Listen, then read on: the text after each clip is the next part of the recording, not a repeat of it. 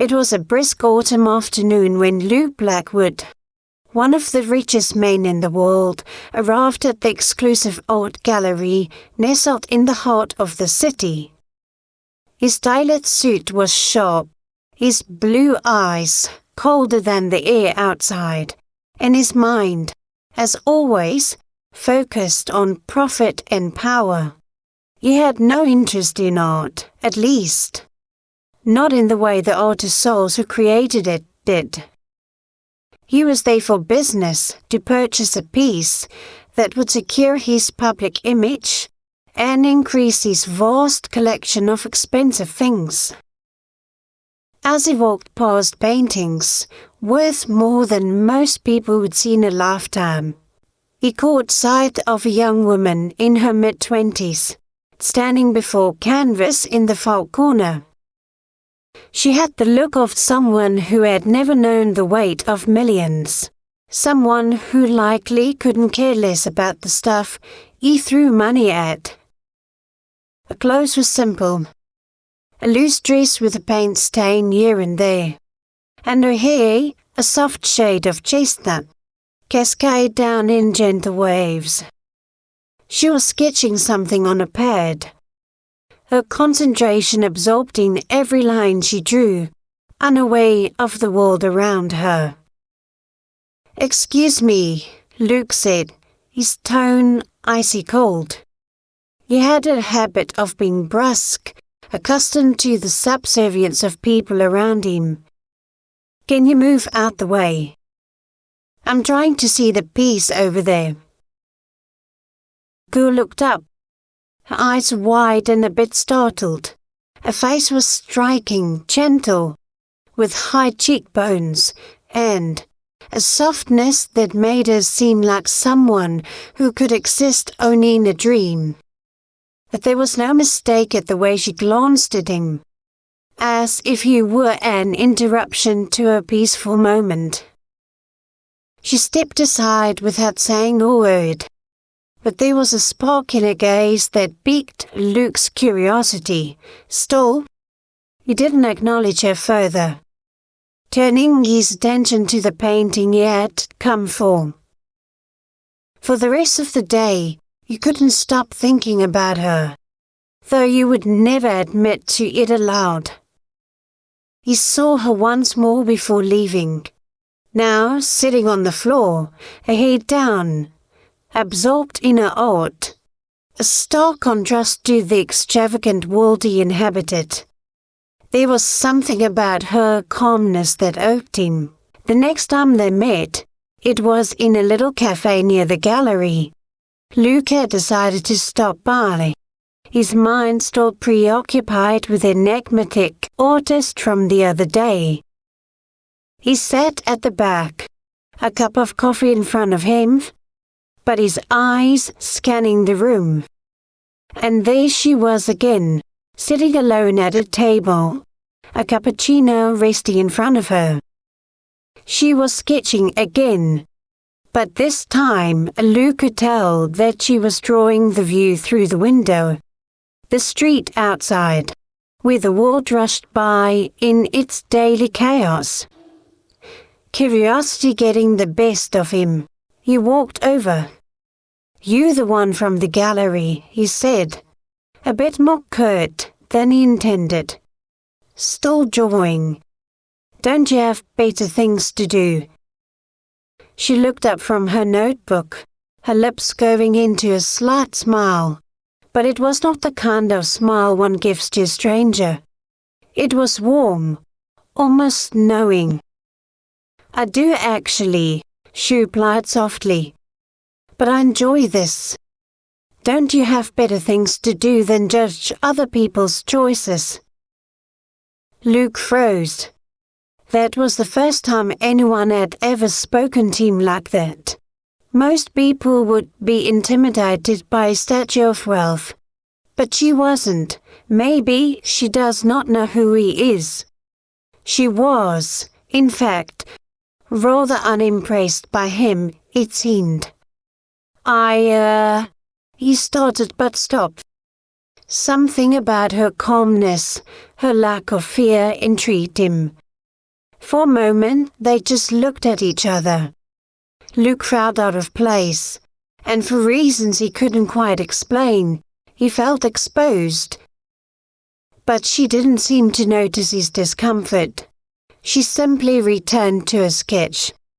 After a long silence, breaking the tension between them, Luke stuttered, never mind. She glanced up at him, tilting her head.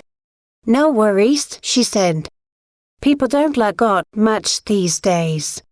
Everyone's too focused on numbers and rules.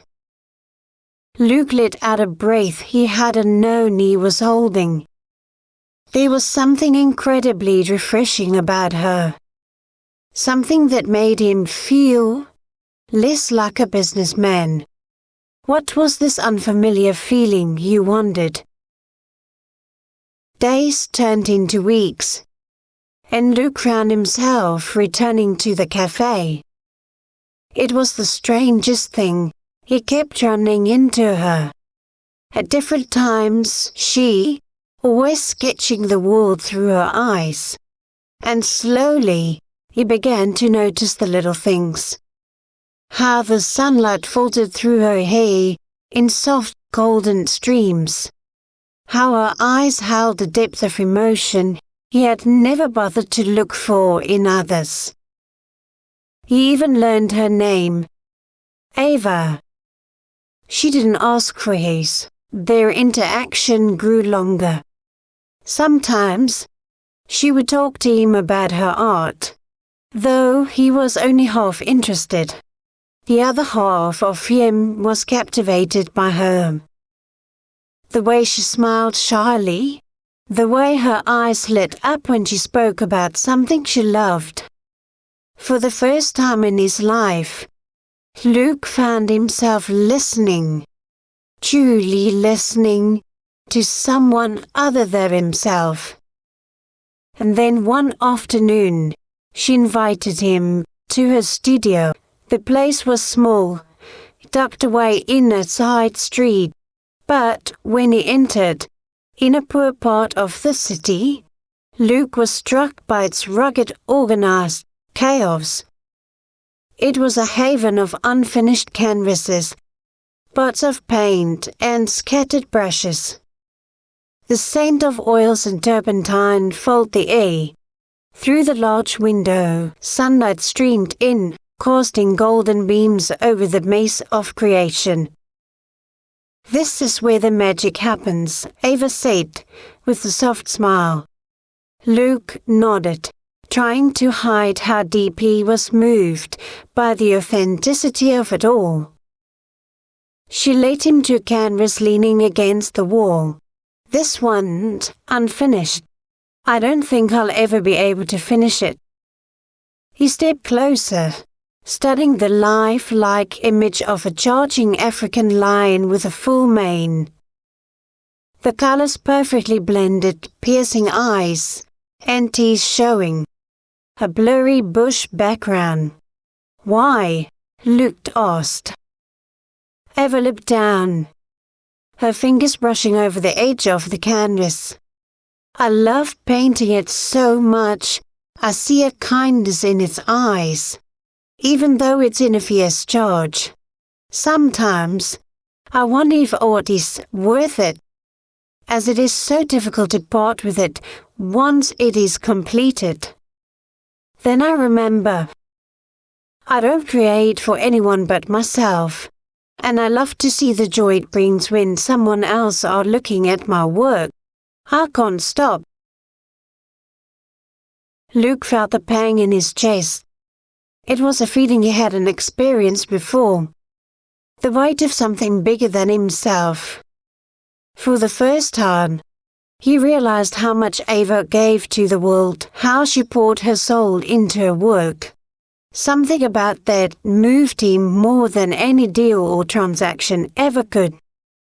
It wasn't long before Luke's feelings grew from curiosity to something deeper. Every time he saw her, he found himself more and more enchanted by her simple beauty and profound wisdom. His thoughts were consumed by her. One evening, after a walk along the river, the lights of the city twinkling in the distance, Luke took her hand. "Ava," he began, his voice unusually soft. "I've never met anyone like you. You've made me see things in a way I never thought possible. I'm not sure what to make of it. But I know I don't want to let you go." Before he could finish his sentence, Ava interrupted him. She turned to him, her eyes reflecting the city lights. "What are you trying to say, Luke? You know we live in different worlds and they can never be an us. Luke, it is best if we do not see each other again. I do not want to be hurt by you or anyone. There is no place for love in my life." His eyes grew sad as he watched Ava running away from him. With a soft "wait," too soft for Ava to hear, he watched her disappear from his view. For months Luke tried to stay away from the coffee shop, but yet he knew what he wanted. In business, he knows exactly how to achieve his goals. With Ava, it was different. How would he reach her? Ava was working in her art studio, submerged in her art. She looked at the door as the bell rang.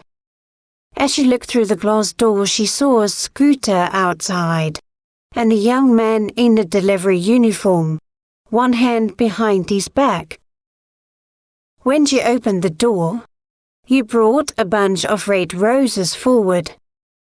There was a cord attached. "Thank you," she said, and took the flowers from him. Her fingers fumbled to open the card. "Meet me tonight at 7:30.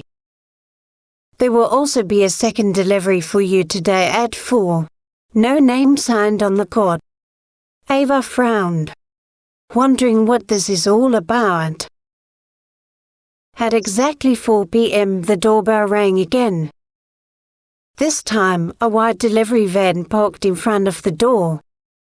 2 people standing there with a rail of clothes, large bags they were carrying over their shoulders. Ava said, "Come on in," as she opened the door. "We have to move fast. Lots to do here," the lady said, while touching Ava's hair with a flick of her hand. Quickly they moved around in the studio and organized the space with a chair, clothes, mirror and makeup. "Sit down," the woman demanded. "Why? What?" Ava surprisingly asked. "No time to waste," the lady said. "My name is Amy. I will be your personal assistant to get you ready for tonight." With no resistance, but still surprised by what is going on around her, Ava sat down, allowing the strangers to do what they were there for. "Hold still," Amy exclaimed. After what felt like forever, Ava looked in the mirror. She could hardly believe the image that was reflecting back at her, with a beautiful red dress fitting her curves and thin waist perfectly, her hair dangling in long waves down her back.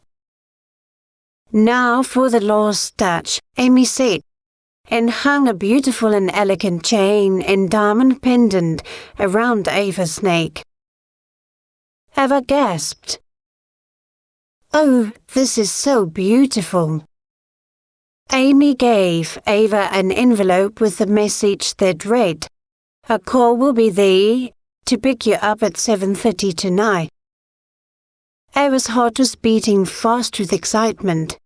She knew it had to be Luke. She did not want to admit to herself how much she actually cared and felt for him. He was in her thoughts daily, even with every stroke of her paintbrush. There was an unknown yet exciting feeling she had. The car arrived exactly on time. and Ava walked out the door, locking it behind her. "Where are we going?" she asked the driver. He just smiled and answered, "We will arrive shortly, miss."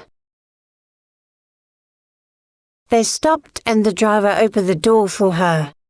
As she stepped out, she realized she was on a tarmac with airplanes in the distance and engine noises far off.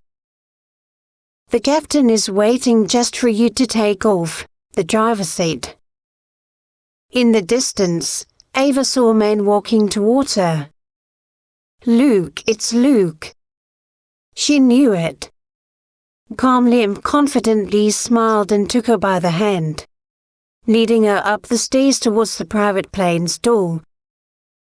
What?" Ava said. "Shh."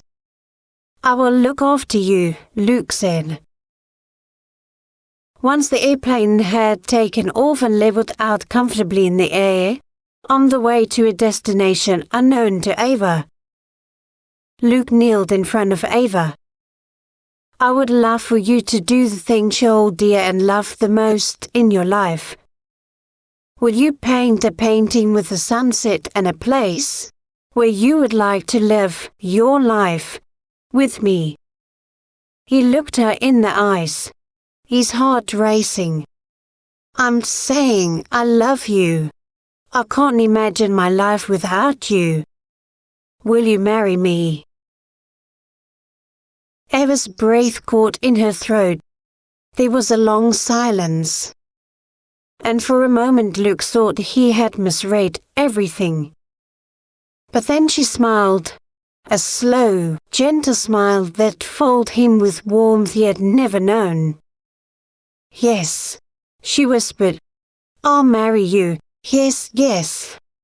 And so in the midst of air, Luke learned the true meaning of wealth, not in money, but in love, in the beauty of a simple, beautiful soul who had taught him the art of living.